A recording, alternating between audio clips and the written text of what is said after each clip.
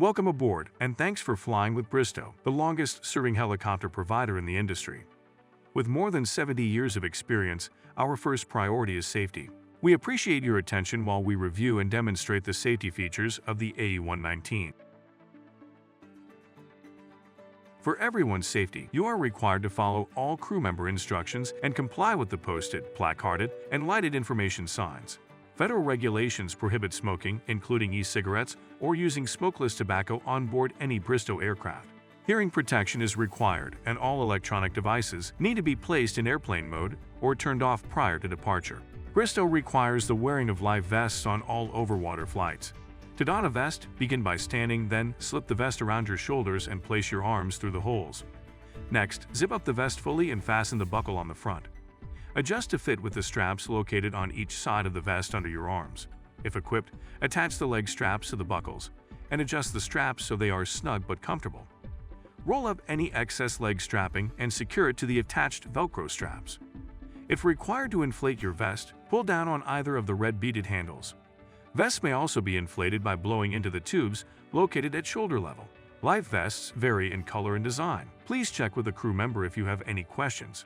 Warning: do not inflate your vest while inside of the aircraft.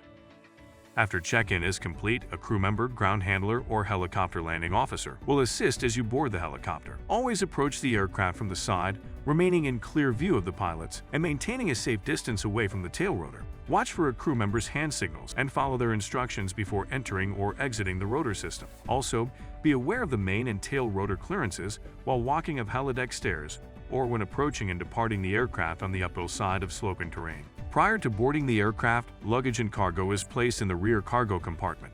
Items greater than 3 feet in length must be carried level with the ground to avoid contact with the main rotor blades. To access the cargo compartment, depress the upper and lower latches. Place items neatly inside. Cover them with the cargo net and clip the net to the floor rings. Once the items and the net are secure, close and relatch the baggage door. For safety reasons, the cargo door must be verified, closed, and secured prior to flight. Be advised that the surrounding area near the cargo compartment may be very warm due to its close proximity to the engine exhaust. Generally, there are no assigned seats on this aircraft, but the pilot may ask you to sit in a specific seat. You will board the aircraft through the main cabin door. To open, pull back on the handle and slide the door gently to the rear until it is fully open. If seated in the cockpit section, open the door by pulling the handle outward. Be sure to maintain control of this door, especially during high wind conditions, and avoid interfering with the flight controls or aircraft avionics while seated. Regardless of your seat location, do not place items underneath the seats and take care not to lean or rest your head against the cabin windows, as that may cause them to pop out. Before we taxi, your seatbelt must be securely fastened and remain on for the duration of the flight. There are 2 types of seatbelts on this aircraft: the 3- and 4-point restraint system. 3-point systems are fastened by inserting the metal latch into the buckle, then adjusting the belt to fit low and tight across your waist. To release, simply lift the tab on the buckle. To fasten a 4-point system, connect the lap belt and fit it low and tight across your waist with the release mechanism facing outward.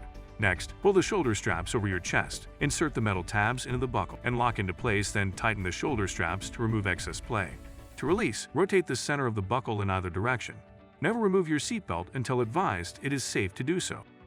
In the unlikely event of an emergency landing, follow all crew member instructions. When told to brace, prepare yourself by pressing your upper torso firmly against the back of the seat, grasping the forward edge, and placing both feet flat on the floor.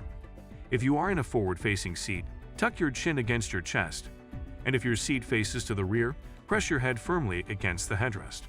For those seated in the cockpit section, press your upper torso firmly against the back of the seat and tuck your chin to your chest. Main cabin doors are your primary means of exit and are opened by pulling back on the handle and gently sliding the door to the rear. If the main cabin doors cannot be opened during an emergency, the windows will be used. To open, pull down on the red tab located at the top of the window and continue to pull the attached cord around the entire frame. Place both hands on any of the corners and press forcefully until the window falls away. If seated in the cockpit section, open the door by rotating the handle clockwise and pressing outward. If the door cannot be opened, locate the red pull handle and release the catch, then rotate the handle to jettison the door. All emergency exits are clearly marked. The aircraft is equipped with floats and life rafts, which the pilot activates in the event of a ditching. Rafts are deployed from the cockpit by using the red inflation handle located on the lower center console. To operate, undo the metal safety guard, push the center button inward with your thumb, then pull the T-handle up to the mechanical stop. Doors should remain closed until the rafts are fully inflated. Do not activate a life raft unless instructed to do so by a crew member, and only activate the raft once the helicopter has landed on the water. For all emergency evacuations, ensure it is safe to exit the aircraft by verifying that all motion has stopped, your path is clear of fire or other hazards, and the rotor blades are no longer turning. For those passengers who have attended helicopter underwater egress training, remember to have a reference point and assist others if able. As a reminder, never inflate your vest inside the aircraft. There is a first aid kit mounted underneath the front row of seats in the main cabin and should be removed during an evacuation. Additionally, there is a fire extinguisher located on the right side of the pilot's seat in the cockpit. To operate the extinguisher, remove it from its mount, and remember the acronym PASS.